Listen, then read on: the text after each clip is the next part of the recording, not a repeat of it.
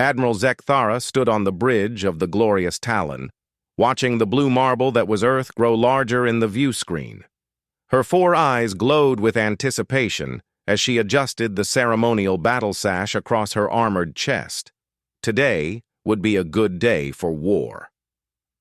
"Admiral," her communications officer called out, his voice filled with respect. "The humans are responding to our challenge." "Display it," Zekthara commanded, her mandibles clicking with satisfaction. Finally, after 3 cycles of searching the galaxy for worthy opponents, they had found a species that would provide proper combat. The view screen shifted to show a human male in what appeared to be a simple uniform. He looked young by human standards, with short brown hair and calm blue eyes. No ceremonial armor, no battle scars displayed proudly, no weapons visible. Zekthara's secondary eyes narrowed in disappointment. "I am Captain James Morrison of the United Earth Defense Force," the human said. His voice was steady, unremarkable. "We have received your declaration of combat. We accept." Zekthara's mandibles clicked in approval. At least the humans understood basic honor codes.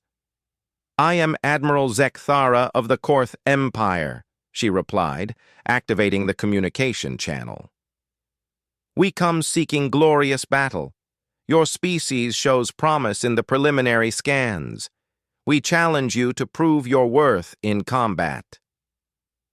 "Combat," Captain Morrison repeated, and Zekthara thought she detected something odd in his tone.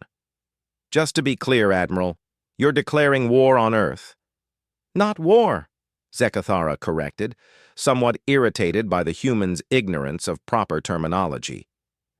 "Honorable combat, single fleet engagement, victory conditions, complete defeat of the opposing force. The survivors will be welcomed into the Korth Empire as honored warriors.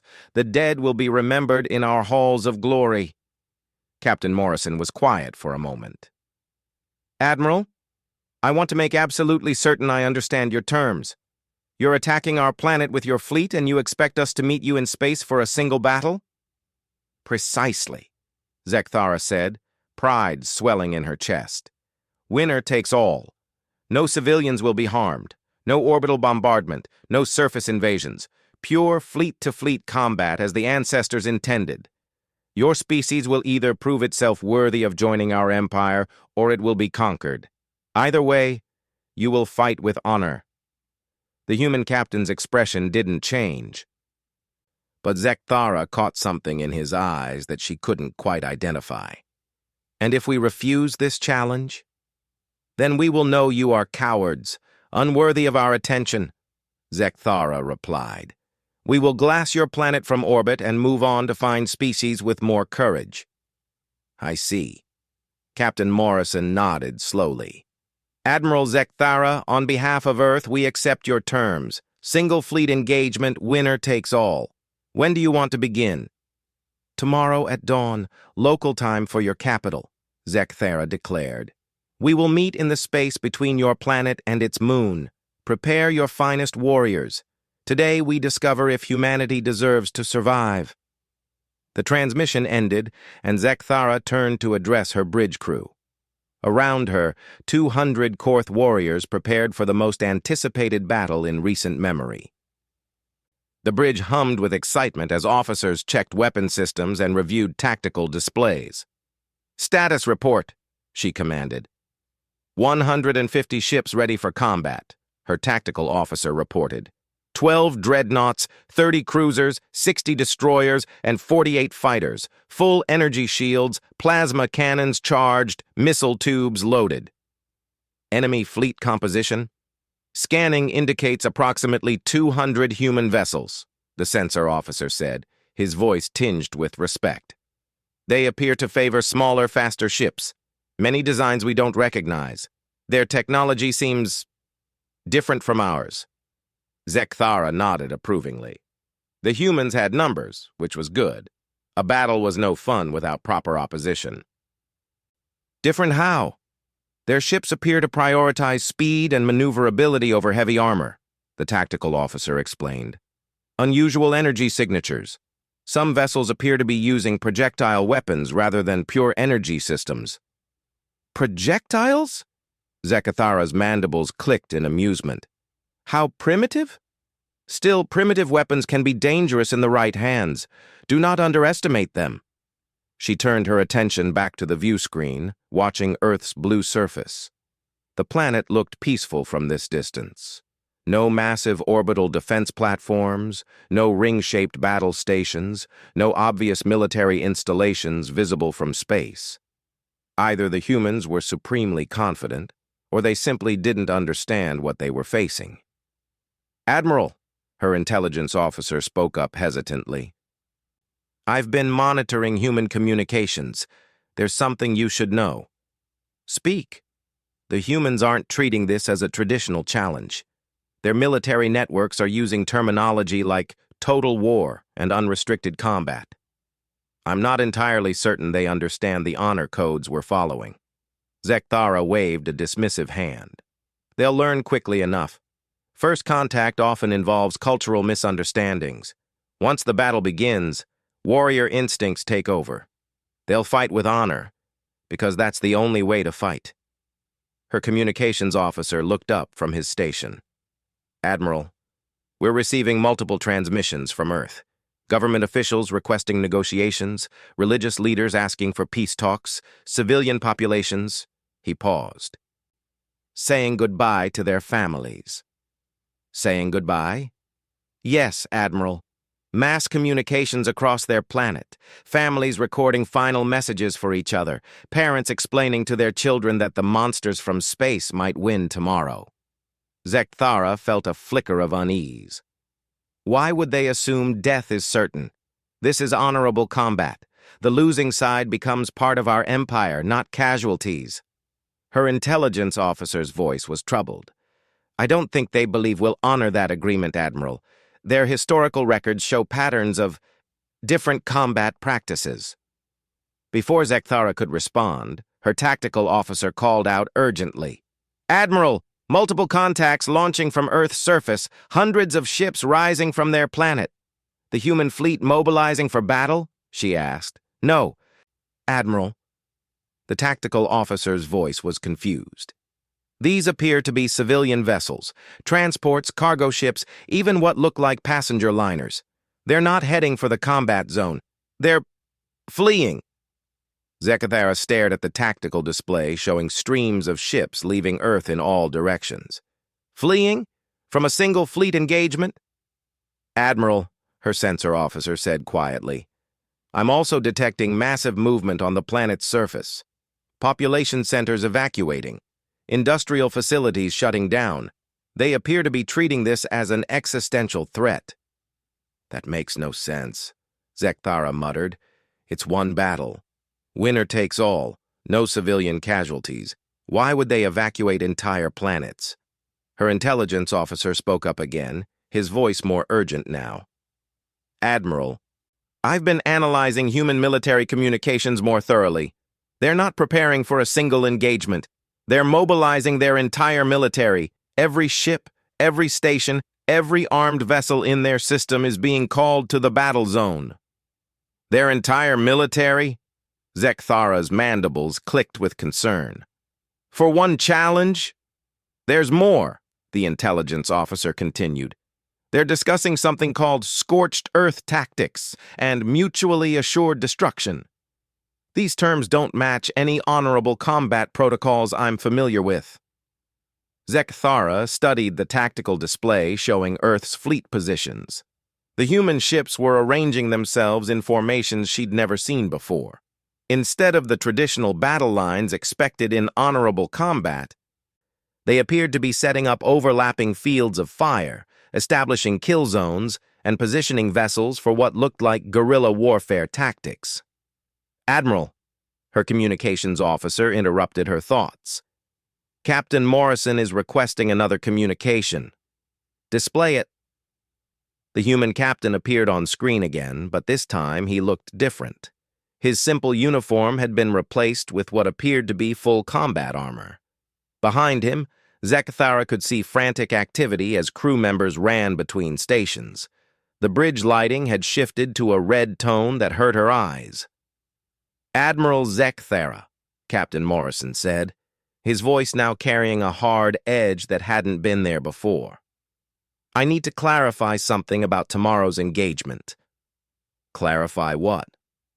"When you said winner takes all, and when we accepted those terms, I want to make sure we understand each other."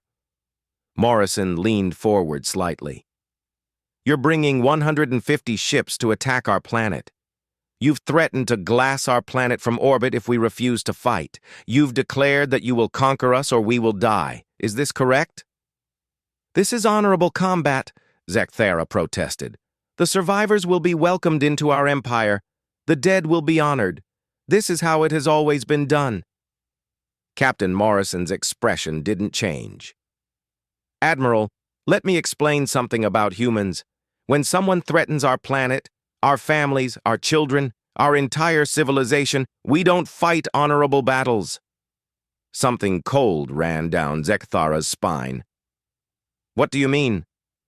"We fight to win, by any means necessary, with everything we have." "And Admiral?" Morrison's voice dropped to a whisper that somehow carried more menace than a shout. "We have a lot." The transmission ended abruptly. Zekthara stared at the blank screen for several long moments. Around her, the bridge had gone quiet as her officers processed what they'd just heard.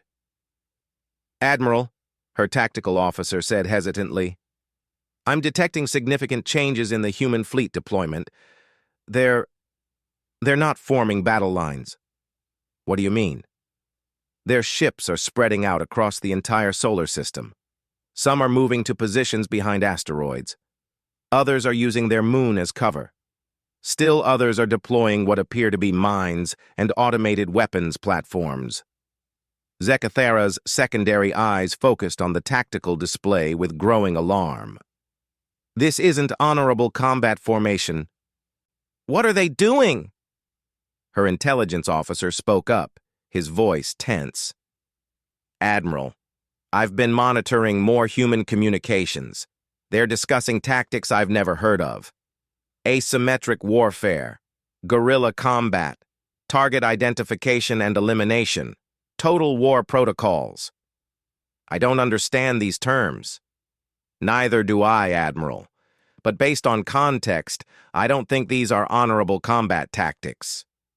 Zekthara studied the display showing human ships scattered throughout their solar system in patterns that made no tactical sense, according to any combat doctrine she knew.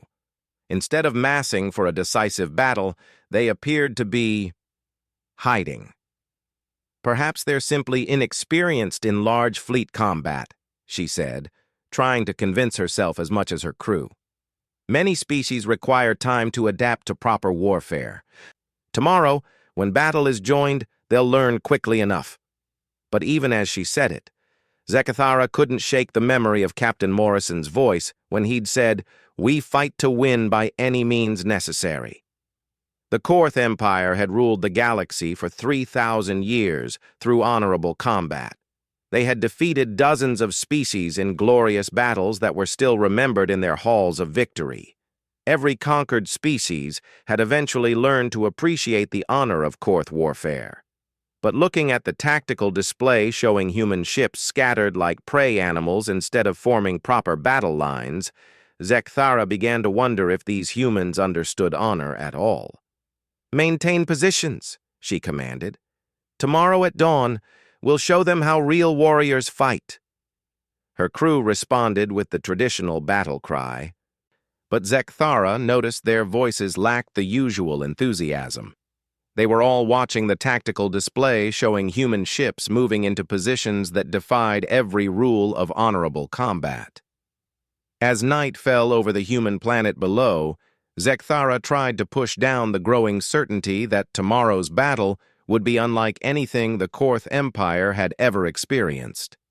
She was right to be worried. The humans were about to teach them the difference between honorable combat and total warfare. Dawn broke over Earth's Terminator line as Admiral Zekthara's fleet moved into position for what she still believed would be an honorable battle. The glorious Talon led her dreadnoughts in a perfect formation that had been used by Korth admirals for over 1,000 years. Behind them, cruisers and destroyers arranged themselves in supporting lines while fighters took forward scout positions. "This is how it should look," Zekthara murmured approvingly, watching her fleet display. "Perfect order, perfect discipline, perfect honor." Her sensor officer's voice carried a note of confusion. "Admiral, I still can't locate the main human fleet." "What do you mean you can't locate them? There are 200 ships. Where are they hiding?" "They're everywhere, Admiral. Scattered throughout the solar system. Some ships are stationed near the asteroid belt. Others are positioned behind planetary bodies. Several appear to be hiding in the shadow of space stations. It's like they don't want to fight a proper battle." Zekthara's mandibles clicked in irritation. "Hail the human commander. I'll explain proper combat formation to him." The main screen activated to show Captain Morrison. He was now wearing full combat armor, his helmet secured but his face visible through a transparent visor. Behind him, the bridge was bathed in red light, and Zekthara could hear what sounded like klaxons in the background. "Admiral Zekthara," Morrison said without preamble, "are you ready to begin?" "Captain, your fleet is scattered across the system. This is not proper combat formation. Reform your ships into battle lines so we may engage honorably." Morrison's expression didn't change. "Admiral, our ships are exactly where we want them to be. But how can we have a proper battle if your ships won't face ours directly? Where is the honor in hiding behind asteroids and space stations?" For the first time, Captain Morrison smiled. It was not a pleasant expression. "Admiral, I tried to explain this yesterday. We don't fight honorable battles. We fight to win."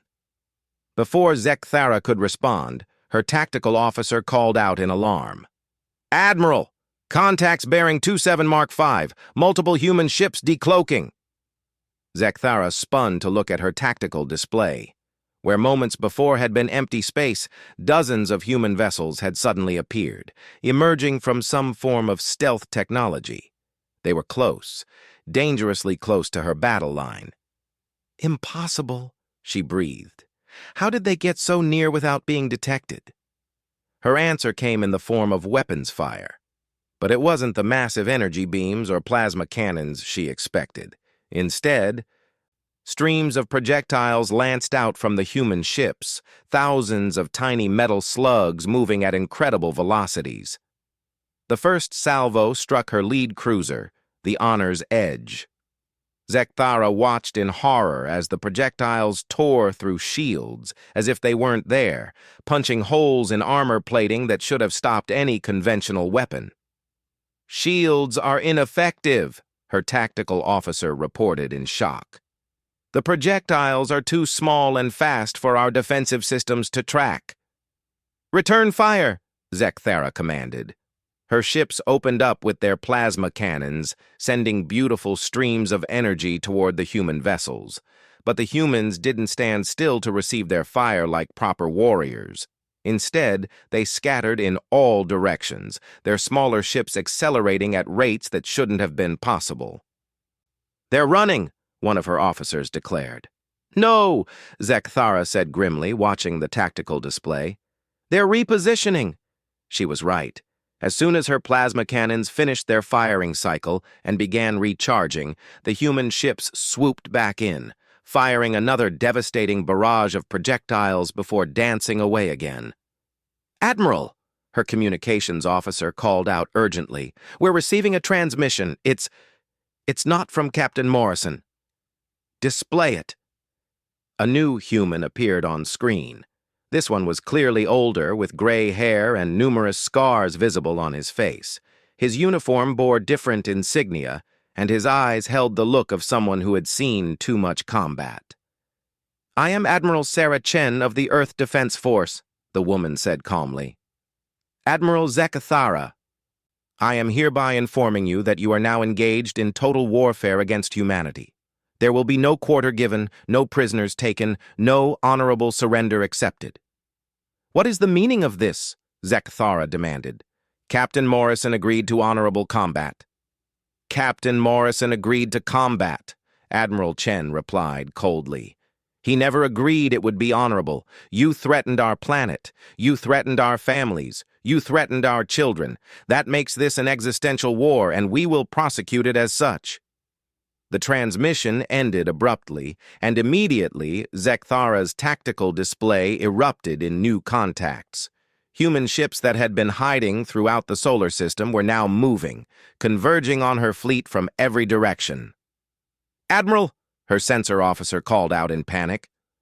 Massive contact bearing 09 Mark 1! It's enormous!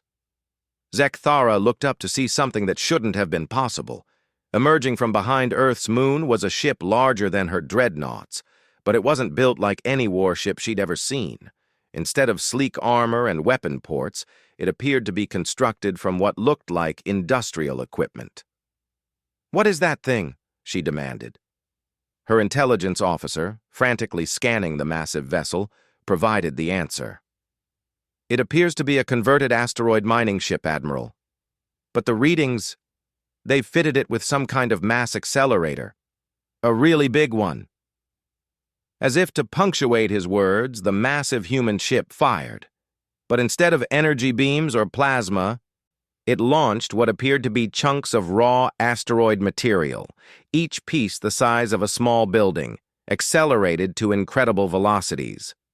One of Zekthara's destroyers, the Blade of Honor, simply ceased to exist as a multi-ton rock struck it at relativistic speeds. The explosion was visible across the solar system. They're using industrial equipment as weapons, Zekthara gasped. Her tactical officer's voice cracked with stress.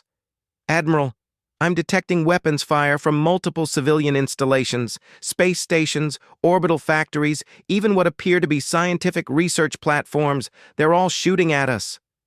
Zekthara stared in disbelief as her tactical display showed weapons fire coming from every human installation in the solar system. Manufacturing plants that should have been producing consumer goods were launching swarms of improvised missiles. Scientific observation stations were firing focused particle beams. Even what appeared to be a tourist orbital habitat was launching escape pods filled with explosives. This is madness, she declared. Where is the honor? Where is the dignity? You don't turn civilians into combatants. Her answer came from another transmission. This time it was Captain Morrison again, but now he looked different. His face was streaked with sweat and what might have been blood, and his armor showed scorch marks. Admiral, he said, his voice carrying across the chaos of battle. You want to know about honor? You came to our home. You threatened our families. You told us you'd glass our planet if we didn't fight you on your terms. His voice hardened. Every human in this system, civilian, military, scientist, engineer, miner, teacher, parent, every single one of them is fighting for their right to exist. That's the only honor we need. As he spoke, Zekthara watched her formation continue to disintegrate.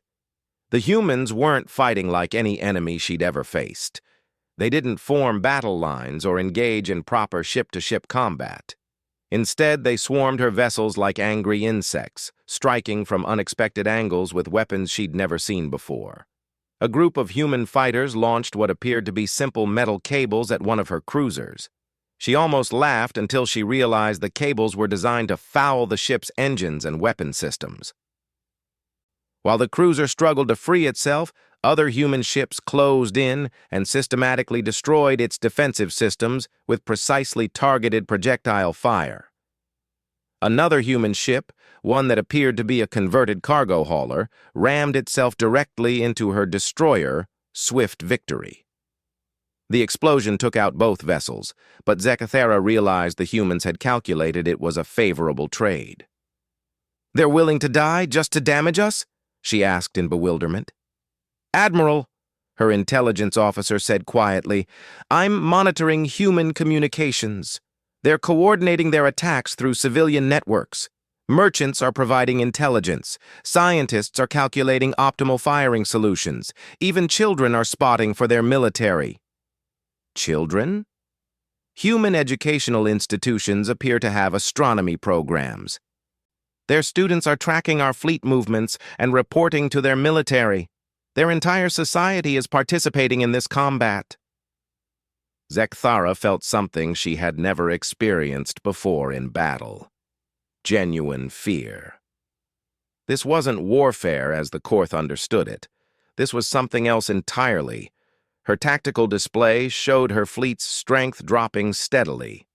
Not through the glorious ship-to-ship duels she was used to, but through a grinding, relentless assault by an enemy that seemed to be everywhere at once. A flight of human ships appeared from behind an asteroid, fired a barrage of projectiles, then immediately retreated back into cover. Before her ships could respond, another group attacked from a completely different direction. Then another, and another. "They're hunting us," she realized with growing horror. "Like prey animals." "Admiral," her sensor officer reported, his voice filled with dread. "I'm detecting multiple large objects approaching from the outer system. Based on trajectory and composition analysis, they appear to be asteroids." "Asteroids?" "Large ones, Admiral. The humans appear to have attached propulsion systems to them and are using them as kinetic weapons." Zekthara stared at the tactical display, showing massive chunks of rock and ice accelerating toward her fleet. Each one represented enough kinetic energy to destroy a dreadnought. "They're turning their entire solar system into a weapon," she whispered. Her communications officer looked up with barely controlled panic. "Admiral, we're receiving surrender demands from 17 different human commanders. They're demanding we surrender to them individually." "What does that mean?" "I think it means they don't have a unified command structure for accepting surrender, Admiral. They're all just fighting." Zekthara's mandibles clicked as she watched another of her destroyers vanish under a swarm of human attack craft that appeared to be converted racing vehicles jury-rigged with weapons. This wasn't a battle between military forces. This was an entire civilization fighting for its survival with everything it could find or build or imagine. "Admiral," her tactical officer called out urgently, "the humans are broadcasting something across all frequencies. It appears to be music?" "Music? In the middle of battle?" The bridge speakers crackled to life with what sounded like human war songs. Dozens of them, broadcasting simultaneously from ships across the system. The cacophony should have been chaotic, but somehow it conveyed a single terrifying message. These humans were not just fighting a battle. They were fighting for their lives, their families, their entire existence, and they were winning. "Admiral," her intelligence officer said quietly, "I'm detecting massive energy signatures from the planet's surface. They appear to be preparing some kind of surface-to-space weapon." Zekthara looked at the tactical display showing the blue planet below, now surrounded by the wreckage of her once mighty fleet. She had come here expecting an honorable battle against worthy opponents. Instead, she had found something far more dangerous. Humans who didn't fight for honor or glory or conquest. They fought to survive. And they fought with everything they had. "All ships," she commanded, her voice hollow with defeat. "Begin withdrawal to minimum safe distance." "Admiral?" her tactical officer asked in confusion. "We're leaving," she said simply, "before they teach us what else they're capable of."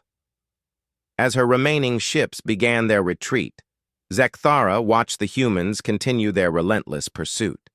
Even in withdrawal, they didn't grant her the courtesy of a clean escape. Human ships harassed her flanks, picked off stragglers, and made every parsec of retreat cost her more vessels. This wasn't how honorable combat was supposed to end.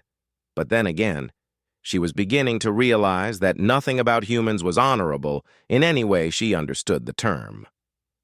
3 days after the retreat, Admiral Zekthara sat in her quarters aboard the glorious Talon, staring at casualty reports that made no sense according to any military doctrine she'd ever studied.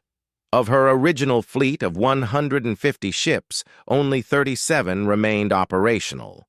46 ships had been completely destroyed, 31 were too damaged to fight, and the rest had been abandoned when their crews were evacuated, against an enemy that had lost exactly 12 ships.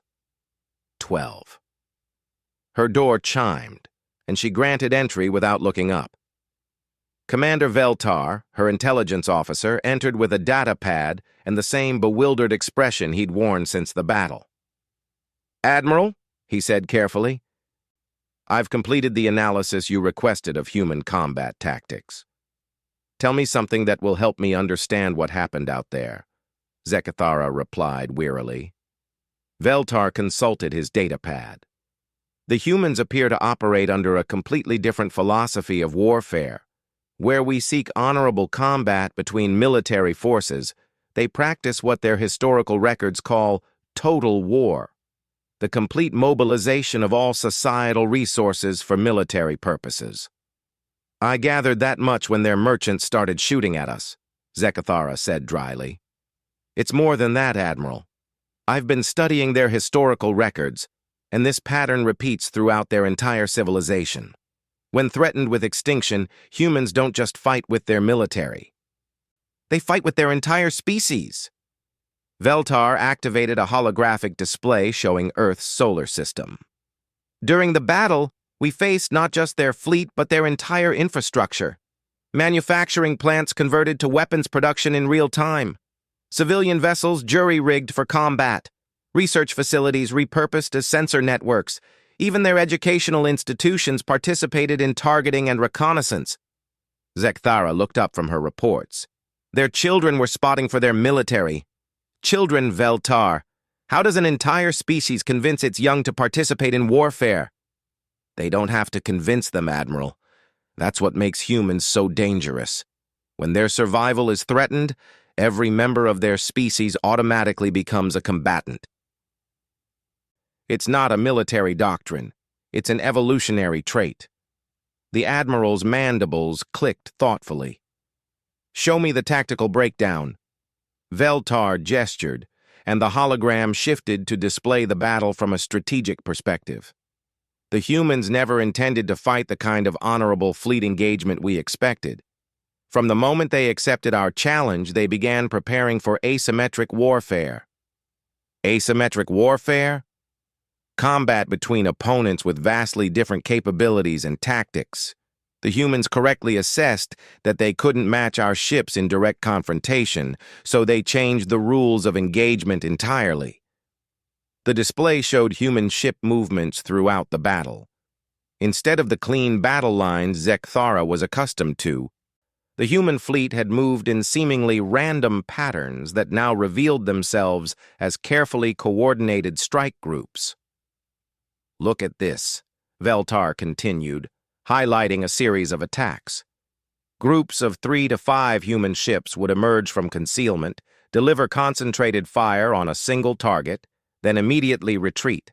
They never allowed us to bring our superior firepower to bear on them in a sustained engagement. "Like scavengers picking apart a larger predator," Zekathara observed. "Exactly.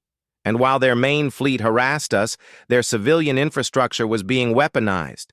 Mining equipment became kinetic weapons. Communication arrays became targeting systems. Transport vessels became improvised missile platforms." Zekathara studied the tactical display with growing comprehension. "They turned their entire solar system into a trap. More than that, Admiral, they turned their entire civilization into a weapon." Veltar paused, consulting his datapad again.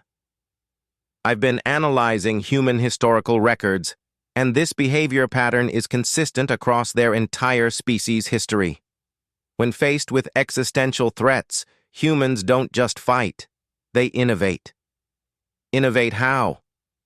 "During the battle, our sensors detected over 40 different weapon types that didn't exist in their arsenal when we first arrived.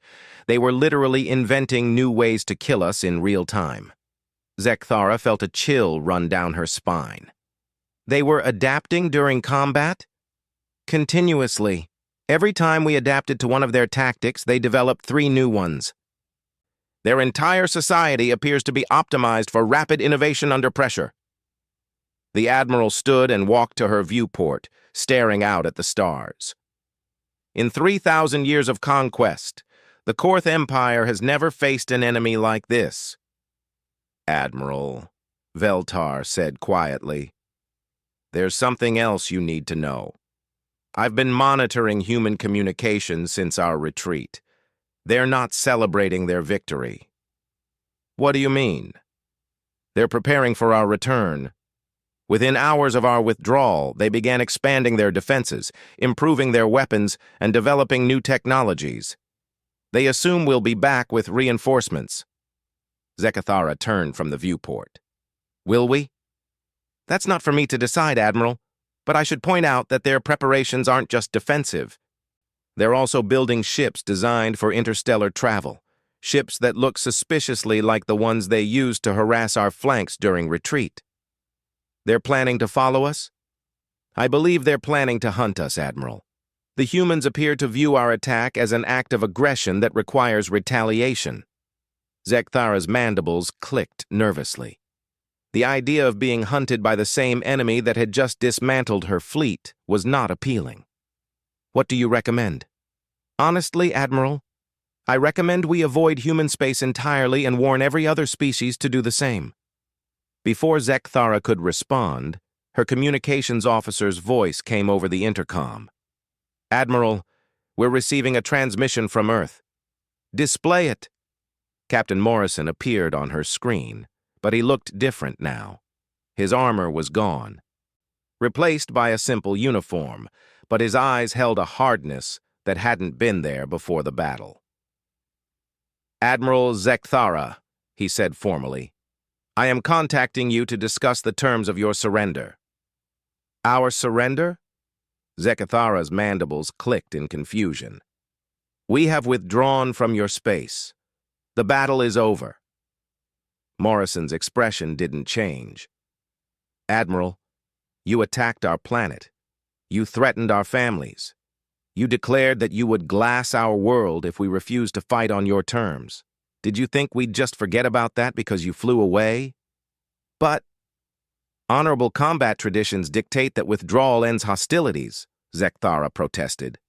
We've been over this, Morrison replied coldly. We don't fight honorable battles. You declared war on humanity. We're going to finish it. Zekthara felt her secondary hearts skip a beat. What are you saying?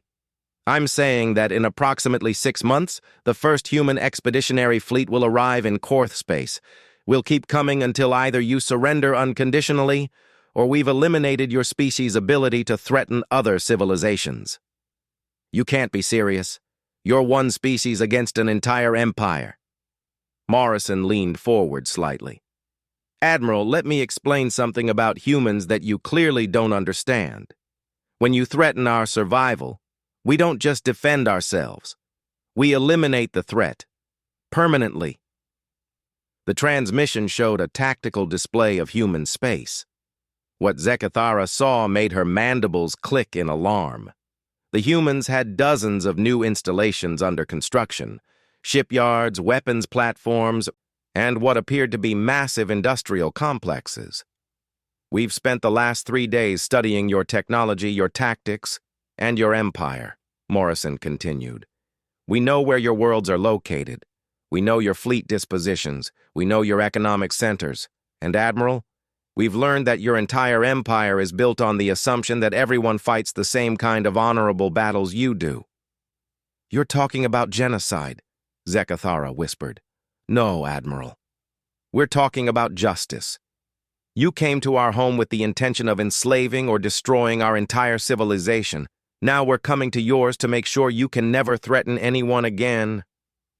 Morrison's image was replaced by a new tactical display showing what appeared to be human ship designs. They looked nothing like the converted civilian vessels that had fought in the battle. These were purpose-built warships, designed with the lessons learned from their first encounter with Korth technology. You have 6 months to surrender your entire fleet and submit to occupation, Morrison's voice continued. After that, we start taking your territory by force. And Admiral, when we take territory, we keep it. Forever. The transmission ended, leaving Zekthara staring at a blank screen. Veltar spoke into the silence. Admiral, I believe the humans are serious. One species cannot conquer an entire galactic empire, Zekthara said, but her voice lacked conviction. Respectfully, Admiral, one species just destroyed most of our fleet using converted mining equipment and racing ships. I'm not prepared to predict what they can't do with 6 months to prepare and purpose-built warships. Zekthara sat heavily in her command chair, feeling the weight of a decision that would affect her entire civilization. Contact the High Command. Tell them we need to discuss terms. Terms, Admiral? Surrender terms, she said quietly. Because if we don't surrender to them, they're going to take our empire apart piece by piece. And after watching them fight, I believe they have the capability to do it. 3 weeks later, Korth High Command received a report that would fundamentally change their understanding of warfare. It described an enemy that didn't fight for honor or glory, but for survival. An enemy that mobilized their entire civilization as a weapon. An enemy that viewed warfare not as a contest between champions, but as a problem to be solved through innovation and overwhelming application of force. The report recommended immediate and unconditional surrender. For the first time in 3,000 years of galactic conquest, the Korth Empire had encountered something they couldn't defeat. Humans who fought not for honor, but to survive. And survival, as they learned, was a far more powerful motivator than honor could ever be. The age of honorable warfare was over. The age of human total warfare had begun. 6 months later, when human expeditionary fleets began arriving in Korth space, they found an empire that had already surrendered. The galaxy's most powerful military force had capitulated without firing a shot, because they had learned something that would echo through galactic history. Never challenge a species that fights for survival. You might win the first battle, but they will win the war. They will always win the war.